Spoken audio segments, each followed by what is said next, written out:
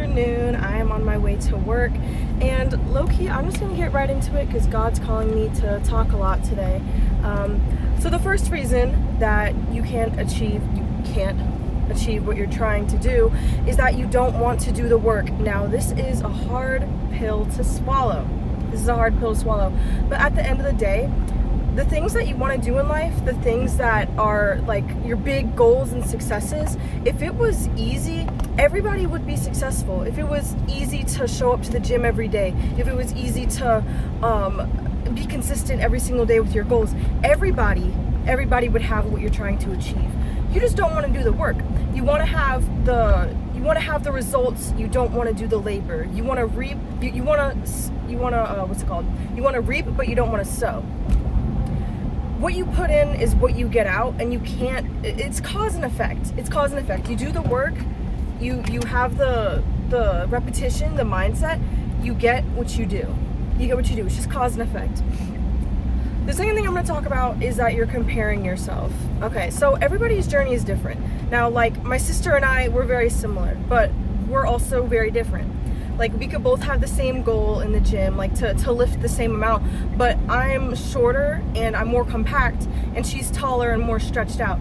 So ultimately, when we're both trying to get the same weight, I'm more likely to get to it faster because I'm just built with more strength and more like energy just in one, like I'm smaller. So it's easier for me to lift heavy stuff. Like with her, if her and I were put in a competition with running, she would win because like she's lighter, she's taller, she breezes past stuff a lot faster and like has more endurance in that way. We're just built differently. So when you're comparing yourself to other people's journeys and comparing yourself to how fast other people are achieving things, or even just like the way that other people are doing things in order to get the same thing that you want, it's completely backwards.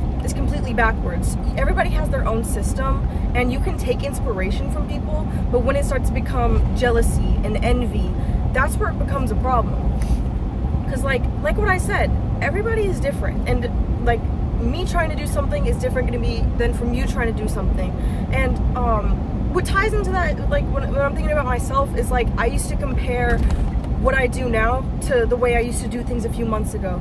A few months ago, I didn't have a job. A few months ago, I wasn't in school. It was summer. So of course, I was able to put more time and energy into my passions. And now that I'm more busy, comparing myself to the amount of time and energy I had back then would be stupid because my circumstances are different. So rather than becoming a victim to my circumstances, I'm working around it. While I was doing a lot of schoolwork today and I didn't have time to film a video in my bedroom with all my good lighting and all that stuff, I have 25 minutes where I'm driving to work, and I use this opportunity to talk to you now. So when you're comparing yourself, not only are you just gonna get jealous and envious, you're unable to look at what you have and what you can work with, because what everybody has and what everybody can work with can be different. The next thing I'm gonna talk about is the thought or the idea that it's gonna take too long for you to achieve your goal. Now, that's just straight bullshit, because all life is time. All you have is time. It's your priorities. Like, I was listening to this one TED Talk. It was like, if you told me at the beginning of the week to take 7 hours to prepare for a marathon, I'm gonna tell you I don't have 7 hours. But let's say during the week my water heater breaks and all of a sudden I need 7 hours of free time. 7 hours pops out of thin air. It's not because the 7 hours popped out of thin air, it's because it became a priority. Now, the time is going to pass anyway, whether you pursue your goals, stick to what you're doing or not. The time is going to pass. So when you look at it that way, you can either do what you want to do, or do what you want to do to achieve your goals, or do nothing. The time is going to pass either way, because that's all life is. Oh, 1 second, I'm turning. I've only been driving for a few months now, so I'm still a little bit nervous behind the wheel. But had I decided when it was time for me to start driving that I was too scared, I wouldn't be where I am now. Which leads me on to our next topic, taking risks. Oh my goodness, taking risks. I've taken a few risks in my life. I was always kind of a risk taker, and that got me into trouble. But that's because I took dumb risks that really didn't mean anything when I was like 5 years old. Anyways, what I mean by taking risks is like you can either work a 9 to 5 your whole life, and while that's stable, there's a ceiling to that. So there's high risk, high reward, you know, like, oh, sorry, one second, I'm not that good at driving. I'm just a girl. I'm just a girl. I'm just a girl. Okay. I'm sorry, I'm kind of scared of driving, and driving every single day is a risk. I go out every single day and I drive, and sometimes I'm scared, but I do it anyway.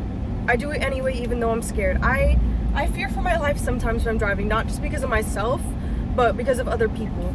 And you're gonna be scared. There's gonna be risks that you need to take, and there's gonna be things that you have to do that you're gonna be terrified to do. There's gonna be leaps and obstacles, and no matter what you do, it's gonna happen. It's gonna happen, but you can either try to control the waves, which is impossible, or you can learn to sail.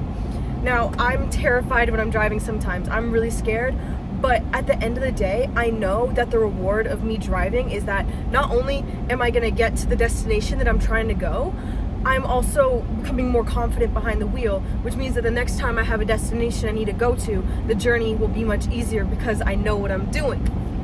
Gosh, I impress myself sometimes. You know, I didn't even have that much caffeine today, and I'm spitting bars. I noticed that even though the more caffeine I have, the more unhinged things I might say, like I can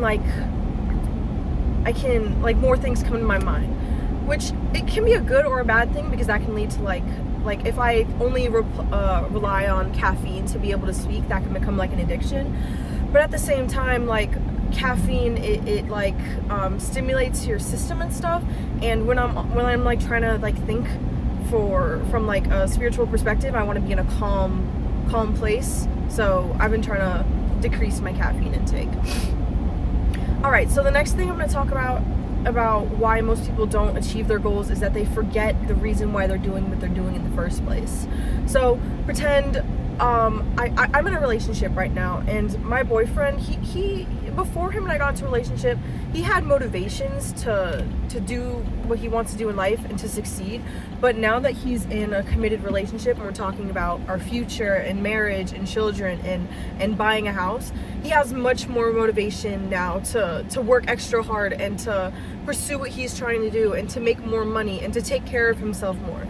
Now, he sees me every single day, like either over the phone or when we're hanging out. I get to see him multiple times a week, and I'm so blessed for that. But I am a constant reminder for him to achieve his goals and to stay locked in. You need to have the same thing for you and whatever you're trying to achieve. So whether that's a vision board, whether that's a note, or just having that mental image. Having a mental image, yeah, that's good, but when you write it down physically, it's like statistically proven that it's more likely to happen. So I kind of have fun with this. Like, when I have goals that I'm trying to achieve, like I make my vision board, I go on Pinterest, I get all the pictures and stuff of things that like motivate me to achieve what I'm trying to do, and I just make it fun, you know? Like, that's what the whole point of this is. Like, the whole point of you trying to achieve your goals in the first place is to fulfill your life's purpose and to love one another and to love yourself and to love your life. So why not the process of doing that, getting into that place in your life, be fun as well? So constantly reminding yourself of what you're why you're doing what you're doing. Absolutely. Like you can't lose sight of the actual reason why you're doing things. Like, that's why I think it's important to have God in the picture with you too, because not only are you achieving your